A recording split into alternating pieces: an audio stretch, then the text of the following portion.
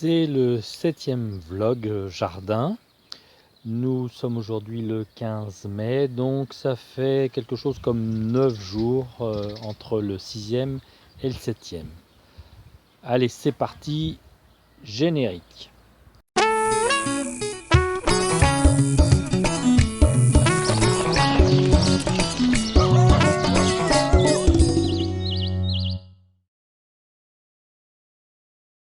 Bon, bah, ça a pas mal changé dans le jardin.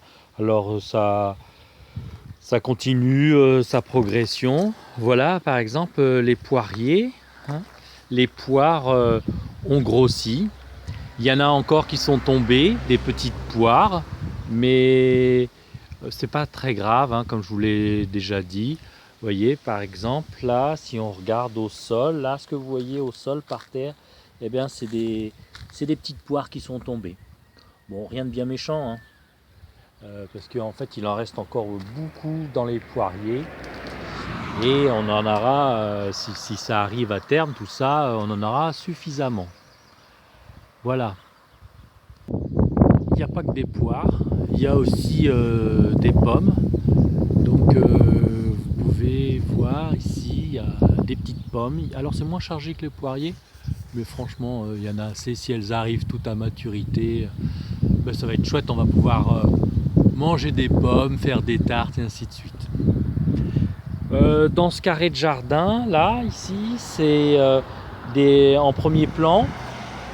Là, ce sont les radis qui poussent gentiment. Et derrière, c'est les navets boules d'or qu'on avait démariés avec fleurs. Donc, ils poussent bien. Voilà, je suis relativement satisfait. Sur les autres carrés, bon là, c'est des carrés qui sont en attente de plantation. Et derrière, celui-ci, c'est l'ail et les oignons blancs et rouges et un petit peu de salade. Bah, ça pousse bien, ça suit son cours. On a des blettes, là on mange un petit peu de blettes.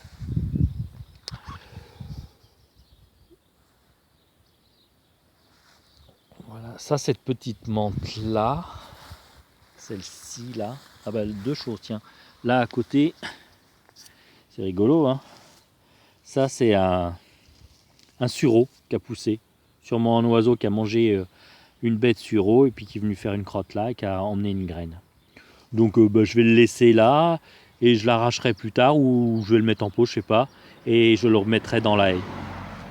Et ça, cette menthe là, qui a peiné à redémarrer, ça sent super bon, c'est de la menthe chocolat. Et moi quand je sens cette menthe là, ça me fait penser aux After Eight. Quand j'étais petit, on mangeait ça des After Eight, donc c'est du chocolat avec un nappage à la menthe à l'intérieur. Allez, ah oui, là, les maïs qui poussent, voilà, donc tout va bien. Allez, arrivé dans la serre. Alors, ça a beaucoup changé dans la serre. Voilà. Pourquoi il y a une bâche blanche là, ici, sur ma table de rempotage, sur mon établi? C'est parce qu'on a changé le système d'arrosage avec fleurs et on l'a fait en aérien.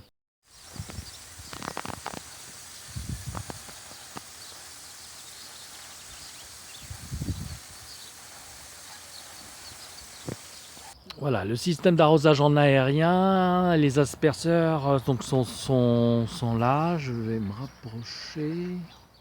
Hop. Voilà. Gros avantage des asperceurs en aérien, comme vous pouvez le voir, c'est qu'il n'y a pas de tuyau qui traîne au sol. On a installé des tuyaux là en aérien, on a tendu des fils aussi, donc là il y a un fil là et un autre fil ici, voilà. Donc ces fils ils vont servir plus tard pour tutorer les tomates, je vous réexpliquerai ça. Donc ouais, les arroseurs sont en aérien, ils vont rester je pense maintenant de façon permanente, je les utiliserai pas tout le temps, mais là par exemple je viens de faire un arrosage. Et vous voyez, il y a beaucoup de choses dans la serre maintenant. Et gros intérêt, c'est que ça s'arrose tout seul. Moi, je laisse à peu près une demi-heure. Je fais ça 2 à 3 fois dans la semaine. Et c'est suffisant, ça arrose bien. Après, je fais des petits compléments à l'arrosoir, mais c'est un gain de temps. Et puis surtout, ça fait, ça réhumidifie tout, ça fait une ambiance intéressante pour la serre.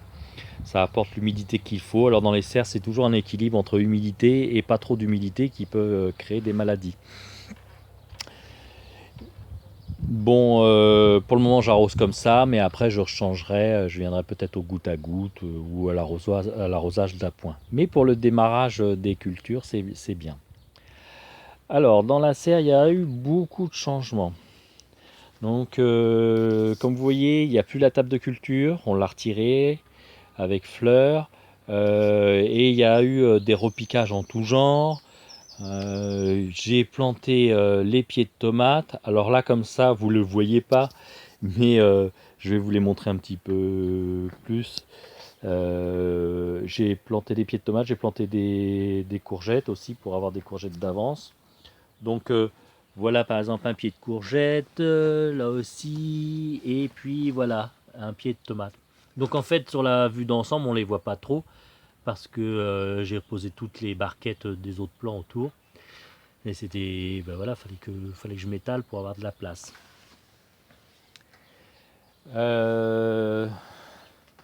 Là, les pieds que j'avais mis en pot, les gros pieds de marmande ici. Donc vous voyez, il y a des fleurs. Est-ce qu'il y a un fruit? Oui, regardez là, là, ici. Ah mince, ça fait pas mise au point. Voilà, ici, un petit fruit en formation, une petite tomate, un bébé tomate. Ensuite, là, c'était des fèves que j'avais semées. Bon, il n'y a rien de bien intéressant, il n'y en a pas assez. En fait, j'avais fait un petit peu comme ça pour voir ce que ça donnait. Et je les ai tutorées parce qu'elles ne se tenaient pas bien debout. Et voilà, elles s'étalaient. Donc, on aura quelques petites fèves à manger, mais ça va pas être énorme. Mais voilà, quoi, ça se prépare là, ici, quelques gousses de fèves. Ensuite, ben là, ce sont les aubergines qui ont été plantées. Ça, c'est les premières courgettes que j'ai plantées. Donc on voit, ils se préparent ici, là. Ce sont les futures fleurs, donc par la suite des futurs fruits. Ça, c'est les artichauts qui ont bien poussé. Voilà. À la suite, j'ai planté les aubergines. Ça, c'est un vieux filtre à café. Je vais vous expliquer après pourquoi je mets du marc de café dans le potager, là dans le jardin. Voilà, encore un petit peu de fèves là que je ne vais pas tutorer, donc vous voyez, elles sont un petit peu affalées. Donc ça, c'est toutes les aubergines, hein, toutes mes petites aubergines que j'avais semées et qui ont bien poussé, donc là qui sont plantées. Derrière, il reste un chou. Ça, c'est les futures graines de chou Petsai. Donc il y avait beaucoup de pucerons. Finalement, les auxiliaires se sont bien attaqués à ça. Il n'y a presque plus de pucerons. Dans la serre, globalement, j'avais du puceron. Il y en a encore un peu, mais franchement, ça a été maîtrisé. Et en gros, sans rien faire. Ça, ben, ce sont les œillets d'Inde que j'avais repiqués. À la suite, les zinnias. Voilà.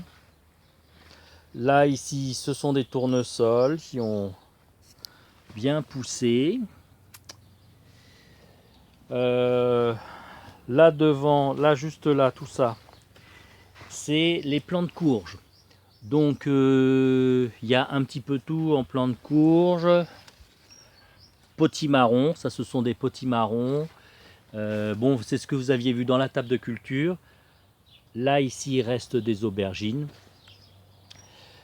Alors, comme je vous ai déjà expliqué, quel est le problème? Le problème, c'est que en ce moment, là, depuis, donc aujourd'hui, nous sommes vendredi, et depuis lundi, il y a un refroidissement. C'est quelque chose de classique, hein, j'en ai déjà parlé. Il y a un refroidissement, il y a des risques de geler. Bon, il n'a pas gelé le matin, mais la température est descendue à 2 degrés. Donc, je ne veux pas mettre les courges dehors, de peur qu'elles soient abîmées par le froid. Mais le dilemme, c'est que eh bien les godets vont commencer à devenir trop petits. Eh ben, je vais vous montrer les racines d'un godet. Voilà, là vous voyez les racines, elles ont fait le tour du godet. Ça veut dire que il y a beaucoup de racines et le risque c'est qu'il y ait une fin d'azote et que ça jaunisse. Et quand ça arrive, eh bien quand on replante les plants, ils ont un petit blocage et ils ont du mal à démarrer. Voilà, alors j'aimerais éviter ça, mais c'est pas évident. Donc là par exemple on voit une feuille là qui est un petit peu plus pâle. Donc pour éviter ça, il faudrait que ça soit planté dehors. Sauf que le dilemme, c'est que si je les plante dehors, ils risquent d'être abîmés par le froid. Donc je vais être encore obligé d'attendre que ça se réchauffe un petit peu et planter après. Voilà, c'est un peu un pari. Alors les producteurs, ce qu'ils font, ils mettent de l'engrais. Mais comme moi je ne mets pas d'engrais, ils mettent de l'azote pour pallier le problème. Voilà le reste de la planche. Le persil en godet qui a bien poussé. Voilà, ça c'est des tournesols qui n'ont jamais élevé. Le reste des tomates. Donc là, une tomate plantée et là des tomates en barquette qui attendent d'être mis à l'extérieur. D'autres courges,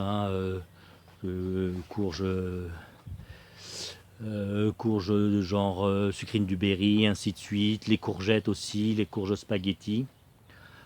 Là, je voulais vous montrer ça. Ça, c'est la barquette de salade que j'avais semée et j'avais été assez déçu parce que il y a eu une mauvaise levée. Alors, il y a quelques plants de salade, mais vous voyez, après coup, il y a d'autres salades qui ont levé. Bon. Et en fait, je vais vous montrer l'autre barquette. Ici, c'est une autre barquette, un autre semis que j'ai fait. Donc, c'est toujours la même salade. C'est de la Batavia dorée de printemps et c'est ma production de graines. Les graines datent de l'année dernière, donc les graines sont fraîches. Et là, comme vous pouvez voir, il y a eu une très belle levée. Ça a une semaine simplement. Donc le résultat est vachement satisfaisant, contrairement à l'autre barquette. Comment j'explique cette différence? Je pense qu'en fait, l'autre barquette, je l'avais mis dans les châssis et qu'il a fait trop chaud et que la chaleur est salutaire pour tout ce qui est courge, mais probablement que pour les salades, c'était pas terrible et ça a posé problème. Voilà, tant que je suis dans ce coin-là, je vous montre, ça c'est les concombres, j'ai posé des tuteurs à côté. Et ça c'est la verveine qui pousse comme une folle. Les petits poivrons, alors ceux-là sont en barquette. Derrière, c'est le semis que j'avais fait en pleine terre, qui est très fourni. Donc œillet d'Inde, zinnia et la coriandre. Il va falloir que je m'occupe de ça. Ensuite, là, j'ai repiqué plein de petits choux. Donc il y a ma copine Monique qui m'a donné du semis de choux. C'était un petit peu tassé, alors je les ai repiqués. Et bon, ça a 2 jours simplement. Vous voyez, ils sont tout fins parce qu'ils étaient un peu serrés, ça s'étiolait. Mais c'est pas grave, là comme ils sont repiqués, ils vont pouvoir grossir. Je vais les laisser un petit peu en serre pour grossir, puis quand ils auront forci repris, eh bien je vais les mettre à l'extérieur. Donc on a du chou de Pontoise, qui est un chou là ici, du chou de Pontoise qui est un chou cabu. On a du brocoli. Il y a quoi encore? Il y a du chou de Bruxelles. Et puis il y a encore un autre chou gros de vertu, je crois, qui s'appelle. Voilà, un autre chou cabu. Donc ça fait pas mal de plants. On va avoir de quoi remplir le jardin. Les concombres qui commencent à bien pousser. Ah ouais, qu'est-ce que je vais retrouver? J'avais vu. Là non, mais regardez ici. Hop, une fleur, 2 fleurs. 2 fleurs. Et ça, je sais, j'arrive pas à voir là pour le moment si c'est fleur mâle ou fleur femelle. C'est-à-dire la fleur femelle qui feront le fruit. Juste derrière, c'est le repiquage des rhubarbes. Voilà, donc vous aviez vu la barquette de rhubarbe et j'ai tout repiqué en godet et il y a 46 rhubarbes, donc il y a de quoi faire. Les petites salades qui poussent, donc il fait un peu chaud dans la serre, il est fort probable qu'elles n'arrivent pas à paumer, mais petit à petit moi je vais cueillir, on mangera, ça va nous faire de la salade en attendant que les autres arrivent. Et entre deux, j'ai repiqué des poivrons, j'ai replanté des poivrons. Voilà, là un autre là, et là j'en ai mis un parmi les salades. Il fait un petit peu étouffé, mais c'est pas grave parce que quand les salades vont être parties, eh ben, lui il va prendre son ampleur. Voilà, encore du chou. Ça c'est des tomates que j'ai réservées. Et ça c'est la vigne. Alors cette vigne là, elle a été replantée l'année dernière. Et là elle est en train de se réimplanter. Vous voyez, elle fait des sarments importants. Et plus tard, elle va recouvrir une partie du toit de la serre. Et là, voilà, ça, ce sont les fleurs et les futures grappes de raisin. Voilà, il y en a une ici, il y en a un petit peu à droite, à gauche. Le basilic qui était en barquette, que j'ai repiqué en petit godet, voilà, qui a repris. Et ben, il n'est pas très gros pour le moment, mais ça va faire des beaux petits pots. Et celui que j'avais déjà repiqué, je vais vous le montrer. Il est ici, en pot. Là, voilà. Donc, on en a déjà coupé. Voilà, ici, on voit. Là, à cet endroit-là, on a coupé. On en a déjà mangé. Celui-ci aussi, on l'a taillé. Et celui-là, on ne l'a pas taillé. C'est pour ça qu'il est un petit peu plus haut que les autres. En godet, là, la coriandre que j'avais repiquée, qui a déjà bien poussé. Les courges louffa qui se développent doucement. Voilà, et une dernière chose dont je voulais vous parler, c'était les choux-fleurs. Alors les choux-fleurs, je trouvais qu'ils poussaient pas bien, qu'ils n'étaient pas beaux, il y avait du puceron dessus, je pensais que c'était le puceron, et puis ça s'est pas arrangé, du coup j'ai dit bon bah tant pis, je vais les repiquer, et quand je les ai repiqués, ben, je me suis aperçu en fait que dans la barquette de semis, il y avait une fourmilière. Voilà, alors ça c'est un de mes gros problèmes dans la serre, c'est que j'ai des fourmilières. Et bon, j'ai rien contre les fourmis, mais quand elles font leur activité, par leur activité, elles détruisent mes plants, et surtout quand c'est des jeux de plants, elles les abîment. Donc des fois, je perds des légumes comme ça, et ça m'ennuie. C'est pour ça que tout à l'heure, vous avez vu un filtre à café, parce que il paraît que le café les repousse, café, citron. Alors voilà, si parmi vous, il y a des gens qui ont des solutions pour que je me débarrasse des fourmis ou qu'elles aillent ailleurs que la serre, eh ben, je prends toutes les informations que vous pouvez avoir. Sachez que j'ai déjà testé plein de trucs, notamment le citron, le marc de café. Alors il y a un tas de... J'ai fait des recherches et j'ai tout ce que j'ai essayé, ça n'a pas trop marché. J'ai essayé la cannelle aussi. Alors la cannelle, ça marche très bien. J'ai un gros pot de sucre en poudre et j'avais des fourmis dedans. Quand j'ai mis des bâtons de cannelle, au bout de 2 jours, les fourmis étaient parties. Sauf que dans la serre, ça ne marche pas. Donc si parmi vous, il y a des gens qui ont des solutions, elles sont les bienvenues. Pour en revenir sur les petits choux, voilà, donc les choux-fleurs, là ça c'est les cotylédons, ils sont pas beaux, ils ont jauni, mais comme depuis que j'ai repiqué, ça a quand même un petit peu repris. Donc j'ai bon espoir que tout ça redémarre et que je les ai sauvés des fourmis. Dernière petite chose dans la serre, ça c'est le semis des tomates cerises qui a vraiment bien poussé. Donc là il est grand temps que je repique ça. C'est les tomates cerises que j'ai fait. Et vous savez qu'ils sont en plus qu'on poussé de façon étagée. Vous voyez, il y a des différences. Je vais repiquer ça et je vais en faire don aux adhérents de Croque-Champ. Allez, maintenant on fait un petit tour rapide dehors. Alors dehors, petit tour rapide. Il y a juste une chose en fait il y a deux choses que je voulais vous montrer. La première, dont je suis super content, c'est mes petits fraisiers. Les fraisiers, rappelez-vous que j'ai acheté en racines nues. Voilà, ils sont plantés et j'ai quasiment 100% de reprise. Et franchement, regardez, là voilà, là il y a un beau pied. Vraiment c'est pas mal. Et j'avais vu, est-ce que je vais retrouver? Ouais, je vais retrouver, c'est par là. Là par exemple, ça, voilà, ça sont des boutons floraux. Donc ça va fleurir. Et qui vite dit fleurs, dit fruits, dit fraises. Voilà. Et l'autre chose que je voulais vous montrer, j'ai vu ça ce matin, c'est mon pied rescapé d'artichaut.